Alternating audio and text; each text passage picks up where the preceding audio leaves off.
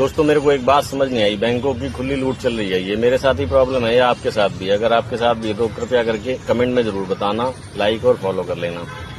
भाई last year भी मेरे बैंक अकाउंट से 436 रुपए काट लिए थे। सरकारी बैंक में मेरा बैंक अकाउंट है, ठीक है, और आज फिर चेक किया, फिर 436 रुपए उड़ा दिए।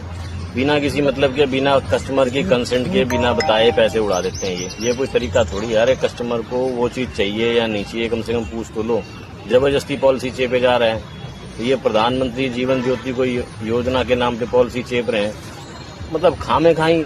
कभी SMS के नाम पे पैसे काट लेते हैं, कभी किसी चीज के नाम पे, कभी किसी चीज के नाम पे। आदमी के बैंक अकाउंट में अगर पैसा पड़ा है तो ये किसी न किसी बहाने से उसका पैसा चूस रहे हैं, खून चूस रहे हैं। ये खून चूसने का जो नंगा खेल चल रहा है ना, सरेआम बैंकों की लूट चल रही है यार। इस पे आवाज उठाओ, इस पे रोक लगनी चाहिए। आदमी बहुत मेहनत से पैसा कमाता है, ठीक है ना।